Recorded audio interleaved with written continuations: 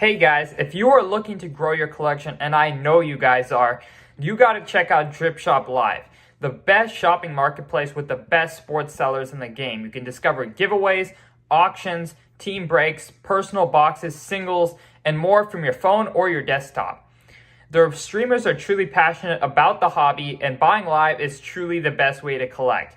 Also, for a limited time, you can save $15 off your first purchase of $20 or more. So go to dripshop.live now and try finding another break or card box that's more affordable. Link will be down below, but without further ado, we are going to hop right into the video. Alright guys, so in today's video, I'm going to be talking to you guys about the mistakes that a lot of people in the hobby are making that is costing them thousands on thousands of dollars. These are mistakes that I have made in the past that I've since corrected, and my portfolio is growing a lot faster than it was before. If you guys want a quick outlook, over the last 3 months, my portfolio has grown around 25 to 30% if I were to liquidate today based on current values.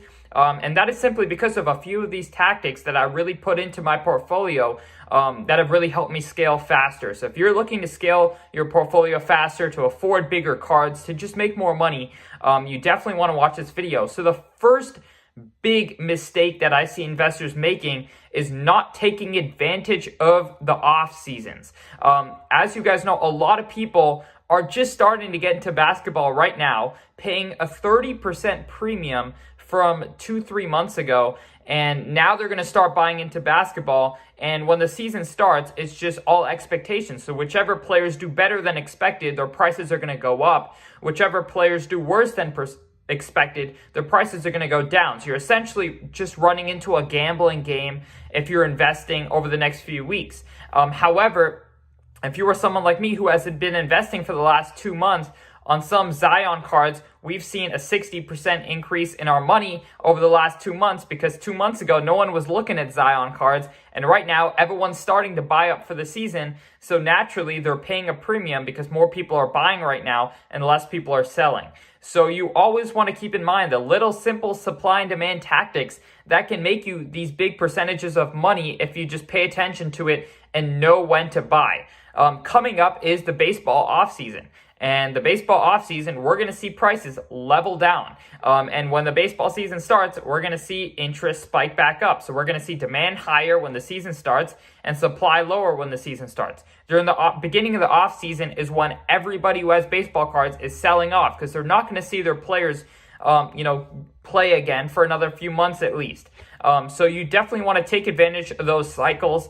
There's always going to be cycles in every sport. The off season's always going to be the low point. So if you're buying in at the off season, you don't even have to. I personally didn't even believe in Zion. I sold all my Zion already. I don't believe in him as a player, but I believe that the hype would be back for Zion before he starts this season.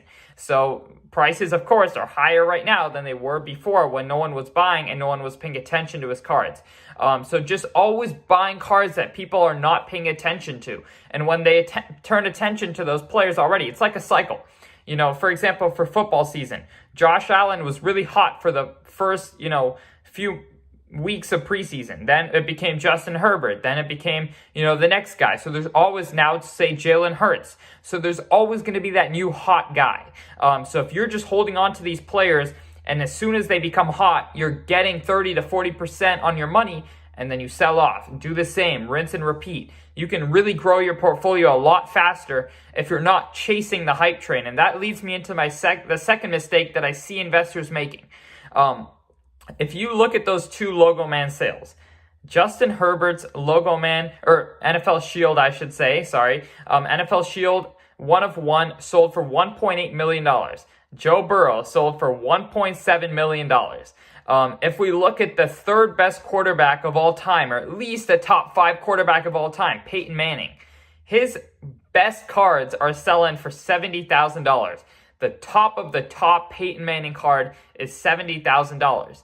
Of course, Brady's best cards are going for millions of dollars. So essentially, where is the upside if you're buying into these young players at these crazy valuations?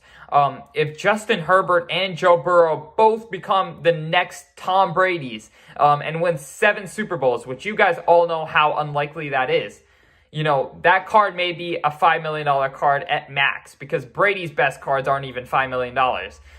So, the best case scenario, you double your money. The worst case scenario, you lose 99% of your money. Of course, that's on a huge scale. But even when buying other cards of that to hold on to them, I see way too many people. I'm totally fine with quick flipping those cards. There's great opportunity. They're easy to sell. There's always, the question that they could be the next Tom Brady. But if you're holding on to these cards for the long term, thinking you're going to have a great play on your money, and you're holding onto them for 5 to 10 years, unless they become the next Tom Brady, probably not going to really make money on that card.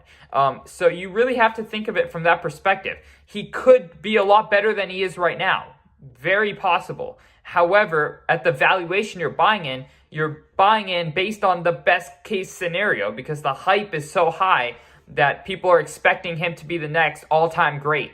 So if he falls short of that, you're going to see a crazy cut on your money.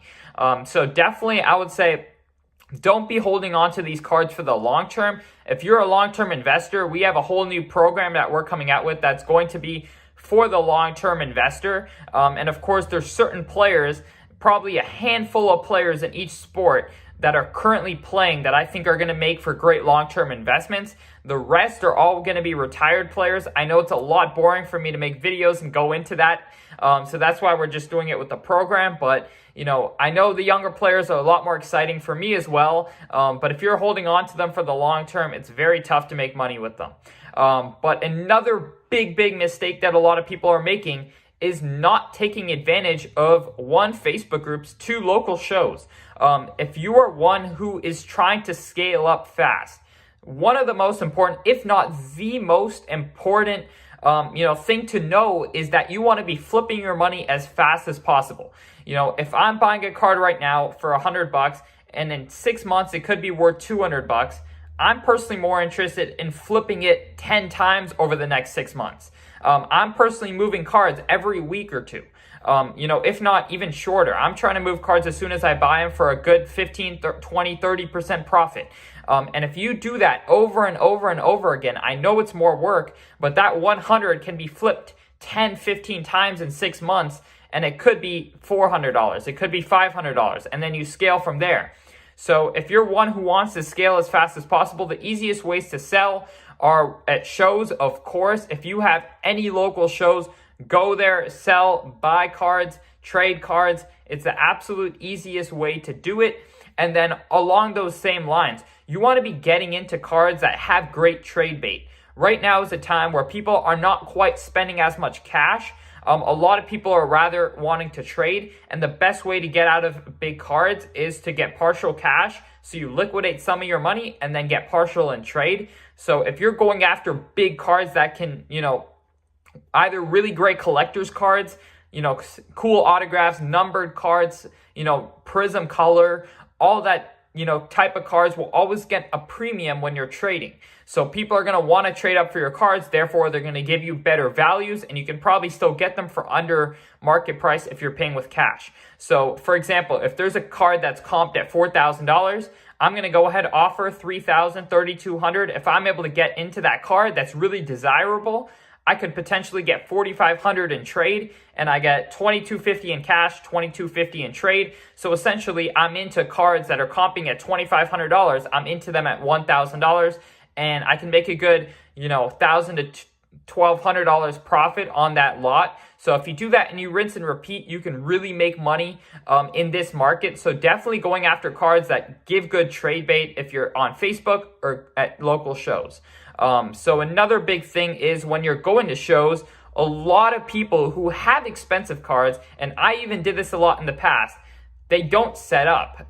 And what essentially happens is when you don't set up your own table, you're trying to sell to vendors or dealers, and dealers are they have to make their own margins, right? So they're selling, essentially you're selling, say if you have a $100 card, you're selling to the dealer at $75. They're selling to another customer who is just like you walking around the show. They're selling it for $90, $95.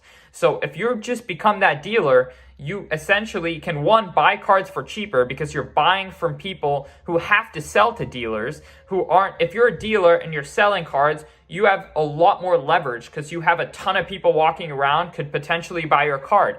If you're someone who's walking around, you have a lot less leverage because there's only a handful of dealers that could potentially buy your card. So it's essentially a lot easier to make a deal if you're a dealer, because when you're buying cards, you're getting it for lower because the people who are selling to you don't have as much leverage because there's not as many dealers. And when you're selling cards, you have a lot more leverage because there's a ton of people walking around who have to pay higher. So essentially, it's a game of leverage. If you're setting up, you're selling to people who are more desperate to buy and they have less options to buy from. And if you're selling cards, you can, of course, sell them for higher. And if you're buying cards, you can buy them for lower because people who are coming up to you don't have as much leverage. So another big mistake that I see people making is not taking advantage of grading cards. Grading cards is some of the easiest margins you could possibly find. I understand it is a little bit more risky in the sense that it's totally out of control what grade you get on a card. But if you're doing it in enough bulk, if you're sending in enough cards that have a potential for great margin, a lot of, essentially what I do with modern cards is if I can get an ungraded card for the price of a PSA 8, I'm including the grading fees, I'm always going to buy that card. And if it, of course, looks in great condition, of course, not if there's a big, corner issue or a big issue, but I'm saying generally, if it's in good condition and I'm buying it at the price of a PSA 8, if I get a PSA 8, which would be considered very terrible grade, I'm still breaking even, but a 9 is good profit, a 10 is great profit. If I'm buying that at scale, and I can find those cards at scale, and I can send them in, you're almost always going to make a great margin. And if you get those 10s, you're 4 or 5xing your money when you get those PSA 10s. So it makes up for a lot of other PSA 8s or even 7s, which, can be very rare with 2020 and 2021 Prism cards. But if it potentially ends up as 7, worst case, you crack it or you sell it as a 7. But I think if you're doing that at scale, there's a very low percentage chance that you lose money, and there's a great percentage chance that you gain a lot of money. In our membership program, we do have a full list of cards that I believe are very gradable, where if you're buying it for the price of a raw card, you're going to make a lot of money if it gets a 10 and a lot of money if it makes a 9. And even if it gets a 7 or an 8, you're probably still breaking even. So those are the opportunities I'm always looking for. So if you would like to join in on the program, the link is down below to sportscardsinvest.com. Other than that, I really hope you guys enjoyed this video. Drop down below any mistakes that I missed in this video. Other than that, I hope y'all enjoyed, and I'm out. Peace.